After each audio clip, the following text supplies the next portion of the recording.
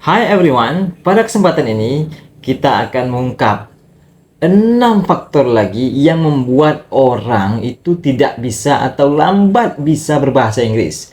Mudah-mudahan 6 ini kamu bisa atasi sehingga kamu bisa lancar dalam berbahasa Inggris.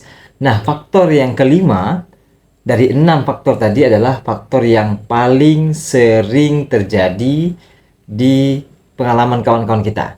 Nah, simak keenam ini. Sebelum kita sampaikan secara detail, silahkan subscribe dan like video ini agar nantinya kamu mendapatkan video-video update daripada You English terkait pembelajaran bahasa Inggris. Terima kasih telah subscribe video ini. Mudah-mudahan kamu sehat selalu dan rezeki melimpah. Kira-kira apa faktor yang pertama yang membuat orang itu lambat dapat berbahasa Inggris? Nah, yang pertama adalah tidak konsisten dalam belajar bahasa Inggris. Nah, banyak orang yang di awalnya itu sangat semangat belajar bahasa Inggris. Ingin ini agar dapat beasiswa, agar dapat mudah bekerja, agar dapat mudah berkomunikasi, misalnya ada acara wisata gitu di luar negeri. Tapi ternyata menjaga semangat itu tidak mudah.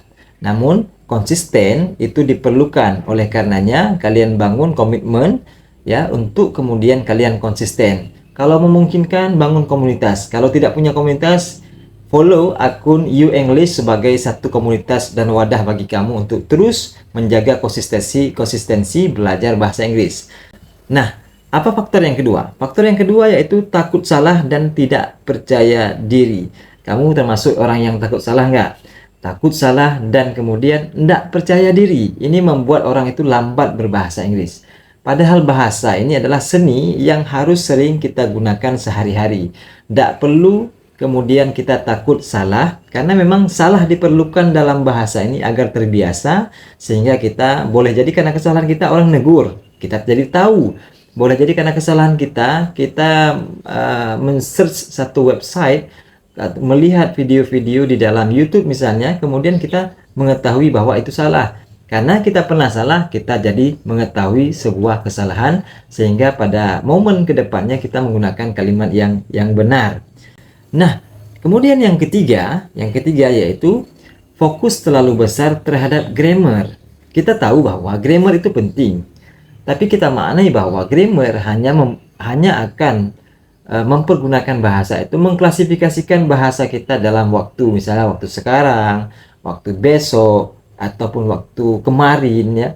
Itu adalah salah satu fungsi-fungsi daripada grammar, sehingga kita tidak bisa terlalu memfokuskan diri sebagai pemula kepada grammar sehingga lupa untuk kita bercakap, lupa untuk kita mempraktekkan apa-apa yang telah kita bisa.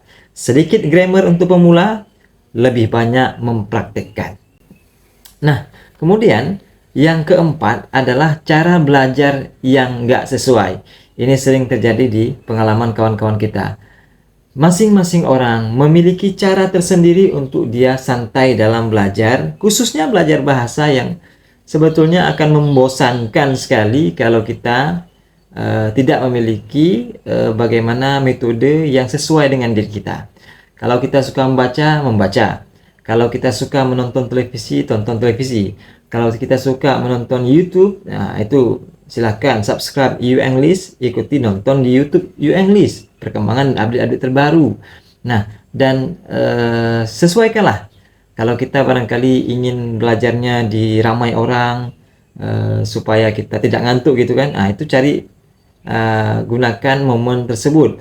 Kalau kita ingin belajarnya di tempat sepi ya, kita nggak bisa diganggu oleh orang lain ya, silahkanlah luangkan waktu sekitar 5-10 menit setiap hari untuk mempelajari bahasa Inggris dengan metode yang kita punya, apa di ramai orang atau di tempat sepi orang. Nah, yang kelima ini yang sering sekali terjadi dan sering terjadi pada pengalaman kawan-kawan ya, dimana kurang paparan ke bahasa Inggris asli. Nah, kurang paparan ke bahasa Inggris asli. Kita tahu dong bahwa orang-orang yang menggunakan bahasa Inggris misalnya, ini kan ada orang lokal menggunakan bahasa Inggris, ada juga orang yang kemudian orang bule ya yang menggunakan bahasa Inggris. Nah, kita cobalah kombinasi keduanya. Terkadang memang ada perbedaan, namun kalau perbedaan itu tidak terlalu jauh dan menyimpang, terlebih lagi ada yang menggunakan American English, ada yang menggunakan British English, namun pada umumnya menggunakan British English, sehingga memang kita harus memilih.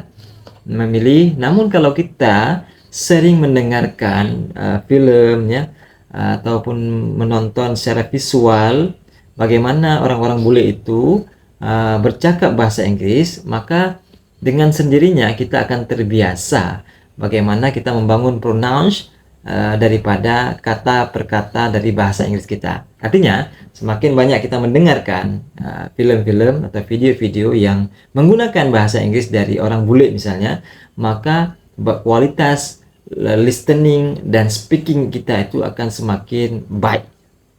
Nah, yang keenam adalah harapan tidak realistis. Kita punya harapan tapi tidak realistis. Kita tahu bahwa belajar bahasa ini tidak mungkinlah hanya sebatas 2 jam kita langsung bisa, melainkan proses. Nah, kalian lihat perkembangan selama kalian ikuti akun You English ini. Kalian coba lihat perkembangan bulan pertama, bulan kedua, bulan ketiga. Ketika kalian continue untuk nonton video-video yang kita share, dan kalian mau untuk mengaplikasikan dalam kehidupan kalian sehari-hari, kata-kata yang sering kita gunakan sehari-hari, itu yang sering kita munculkan di video-video kita. Nah, lihat perkembangannya bagaimana. Baru nanti sambil kalian membangun kepercayaan diri bahwa kalian telah menguasai beberapa kata tersebut, kalian sisipkan memahami grammar-grammar satu persatu. Tentu grammar ini kalau banyak sekali kalian pelajari satu hari itu, kalian akan justru bukan makin bisa, makin membingungkan bagi kalian. Nah, banyak praktek dengan kata sehari-hari, kemudian pelan-pelan kalian pelajari grammar dan structure dalam bahasa Inggris. Ya, kita doakan mudah-mudahan kalian cepat bisa berbahasa Inggris. Kita tahu orang yang bisa berbahasa Inggris memiliki nilai yang lebih baik ya dalam hal kapasitas kemampuan dia, baik untuk mengajukan beasiswa, baik untuk melamar pekerjaan, baik untuk promosi jabatan, baik untuk kemudian mendapatkan fasilitas-fasilitas lain lah, kemudahan-kemudahan lain. Kalian punya satu waktu nanti travel ya ke luar negeri, kalian mudah berkomunikasi. Kalian menjalin perdagangan dengan orang luar negeri, impor ekspor, kalian mudah berkomunikasi. Kalian menggunakan komputer, menggunakan software-software tertentu, rata-rata bahasa resminya adalah bahasa Inggris. Tentu banyak sekali manfaat bagi orang-orang yang bisa berbahasa Inggris. Apa manfaatnya? Nanti akan kita secara detail kita gambarkan pada video berikutnya. Jangan lupa sekali lagi subscribe, dan terima kasih telah subscribe. Mudah-mudahan kalian bisa berbahasa Inggris dan update terus video-video berikutnya dari You English. Sampai jumpa, see you later.